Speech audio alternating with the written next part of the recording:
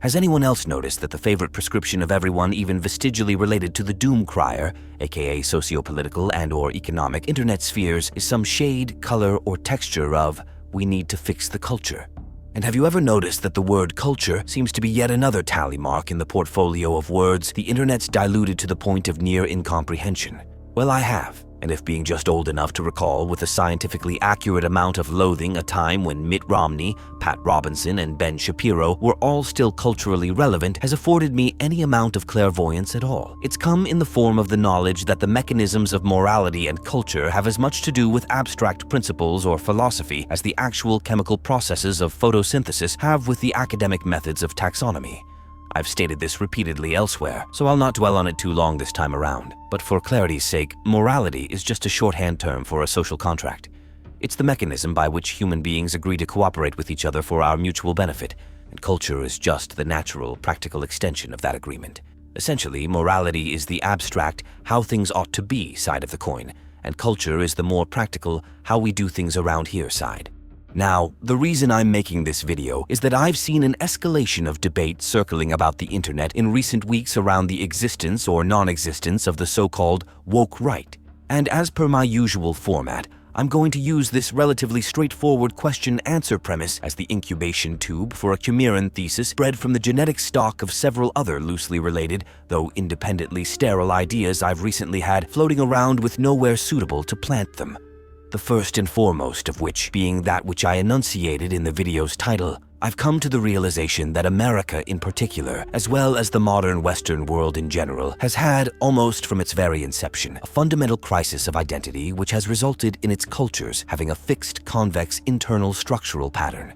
In other words, we in the modern world define ourselves more by what we're not than what we are. The modern right defines itself by being not like the woke left and the disintegrating post-war neoliberal world order that preceded it. The woke left predominantly defined itself by being not like the neocon Republican Christian establishment of the early and mid-2000s, which in turn defined itself as being not like the Islamic radicals who destroyed the Twin Towers, which is why the left simps as hard for Islam as it does. Before that, American culture was dominated by the idea that we are not like the Soviets. Before that, it was, we are not like the Nazis. Before that, we were not like the Confederates. Before that, we weren't like the British. Even the original Pilgrims and Puritans were seeking religious refuge from a Christian orthodoxy against which they had previously defined themselves. Going back to the Protestant Reformation, Martin Luther defined them as being not like the Catholics, with their centralized religious brand centered around the mostly arbitrary orthodox doctrines of the papacy. We can, of course, go on listing examples. The Magna Carta defined the New England as being not like the monarchist systems of old. The original Christians largely defined themselves as being unlike the Jews, pagans, and Muslims of their time. Even the Jews established their cultural essence around how they're a unit apart from every other area and culture they've settled in since the diaspora when the Babylonians conquered Jerusalem back in 587 BC. But my essential point is that the West, as we in the modern day understand it, fundamentally describes itself in antithetical terms. The reason I link this to James Lindsay's ill-defined hypothesis of the woke right is because I think it illustrates the fundamental flaw with the classical liberal model from which his and his assorted peers' philosophies arise. In shortest terms, the philosophical roots of both the classical liberal and the woke leftist can be summarized in the words of the Assassin's Creed. Nothing is true, everything is permitted. Now, as with every proper philosophy, there are at minimum two completely bipolar methods to interpret this sentiment. On the one hand, we can analyze it metaphorically to derive the sentiments of the new atheist skeptic movement of the 2010s through early 20-teens that there are no sacred cows, that no fields of inquiry or discussion should be off limits, that all mediums and forms of expression should be explored without arbitrary restrictions, that all notions can and should be up for debate at all times, that every idea can and must be ruthlessly put to the question before it is generally accepted as true, and that all things that cannot be intellectually or empirically verified should be rejected on principle.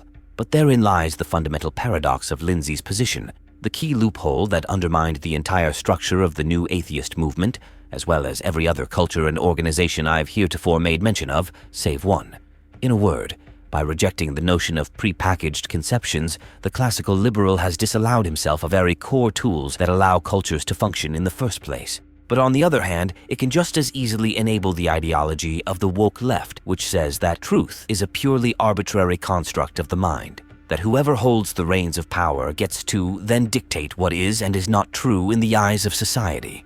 This, of course, is founded on the fallacious premise that society equals the sum total of existence, which I believe is where most ideologues, regardless of their politics, are coming from when they refer to the universe. I've stated many times before that most people are simple, and that simple people naturally want simple solutions to complex problems. The average person is not a philosopher, and they're certainly not a scientist. The average person's ambitions tend to start and stop with securing the means of their own survival and reproduction. To that end, they have only so much use for lofty concepts like individual liberty, freedom of thought, and freedom of expression. Most of them have never even had an original thought to express, let alone concocted wild new theories of life or the universe which combat the established orthodoxy of their times. What they need is a nice simple map to get them from point A to point B on a day-to-day basis, not some abstract dissertation on some esoteric quandary regarding an astrological projection that has little to no application in their everyday lives and offers no immediate solutions to their practical everyday problems. And this is where one of the most consistent points I've made on this channel rears its ugly head at us yet again. People are not motivated by abstract principles or narratives. They're moved by tangible incentives.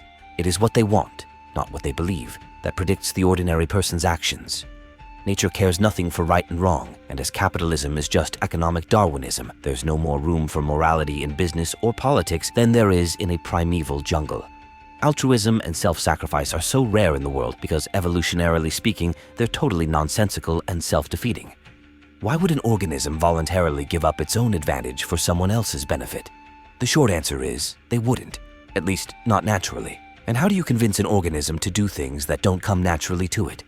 Either by way of the carrot, offering them tangible incentives, or via the stick, make it the least painful option to do what you say. But you see, here we arrive at the paradox of the social contract. On the one hand, you need the individual to sacrifice some of their autonomy and authority for the sake of the group. We can't all be kings and emperors. Somebody has to be at the bottom of the food chain, or else none of the dirty but essential work would ever get done. The issue is that nobody will ever volunteer for such a position, just as how no man will ever voluntarily take on a child that is not biologically his. In both cases, the two methods employed by modern cultures is to either A, shame the men into acting against their own self-interests, or B, doing it the good old-fashioned way, and using the old "I have a gun and you don't" technique. Obviously, the latter only works in regions where people outside of the government don't have ready access to guns. And even in such cases, it only works to force the barest minimal amount of effort out of people. This is why communism, and any systems even tangentially related to it, doesn't work. Sacrifices, by definition, only count as such when they're voluntary. Otherwise, it's called extortion or theft. When the only reward you get for working hard is more work, the end result is always going to be people doing less work, which results in societal degradation, which results in people feeling that society is not worth making sacrifices for, which results in a terminal collapse since nobody wants to risk giving an insurmountable edge to their competition by deliberately handicapping themselves through altruism. And this is where James Lindsay's whole notion of the woke right begins to come apart. Woke is just how illiterate people say enlightened.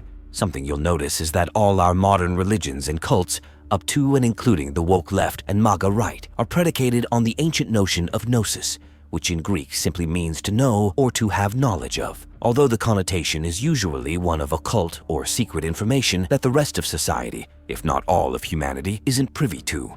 This usually serves to make the adherents feel superior to their fellow man, thus giving them a selfish incentive to invest in the cult, culture, and/or religion's institutions. The greater their rank within the organization, the more secret knowledge they become wise to, and thus religious/ideological purity becomes associated with rank and status. And thus, virtue signaling becomes a commodity, and we all know where that little rancid gravy train ends up. But herein lies the problem. Every issue people like Lindsay have with the woke left are just the most radical expressions of the most basic elements that make any society and culture work at all. You can't have a free-for-all tournament in academia for the same reason as you can't just let capital investment do whatsoever it pleases. It crashes the entire market in the latter case, and it results in the second, simpler, more exoteric interpretation of the "nothing is true" axiom coming to fruition. Remember, it's not what people think that matters, it's what they want. People want to be told they're right. People want to be told they're special. People want their sacrifices to actually be worth something. They want their investments to pay returns. And this is the fundamental flaw with our Western culture today. We've spent so long building a foundation upon the notion that each individual is intrinsically valuable, that we're all indispensable, special little snowflakes, be it of God's spectacular design, or of our parents, or of societies, that nobody wants to be the one to shatter the collective spell and suggest that maybe we're the only society in history to have come to these conclusions, not because we're somehow more enlightened than everyone else who's played this game before, but because these ideas are so far removed from even our most basic sense of reality that those myriad other cultures simply would have never bothered to entertain them even if they had occurred. And for that matter, the idea that abstract principles could in any way substitute as cultural cement for a set of shared, tangible incentives is the sort of elitist fairy tale that could only have popped out of the feverish imagination of a person who's never been prevailed upon to lift anything heavier than a teacup for the whole of their miserable lives. And with the social currency having the hidden truth provides being such an adamantine lure as it is, the obstinate beliefs which extend from it and the prevailing sense of I'm right because I'm in the right that comes with them tend to comprise the bricks and mortar of the castles people are most willing to bleed and die over, which is where you get cults and ideologues from. To finally wrap this all up, the point that I was making by the title is that culture, by which is usually meant the collection of abstract narratives and principles we use to justify our behaviors, rather than the actual system of how it's done that it actually is, does not, has not, and will never be a substantive replacement for a tangible incentive structure, i.e., no amount of moralistic browbeating will ever convince a sentient being to sacrifice their own actual health and well-being on the altar of your sanctimonious role-play session. I'd originally had several other odds and ends I was meaning to throw in here, but that would have just been needless clutter in the pipes, so I'll save those for another time. Until then, you all know the routine. Like and subscribe, share or become a channel member. Come check out my Discord or take a peek over at my Amazon store page, and until I see you again, stay safe, stay sane, and remember, all the best ideas in the world don't mean anything unless you have the power to make people listen. Peace be upon you.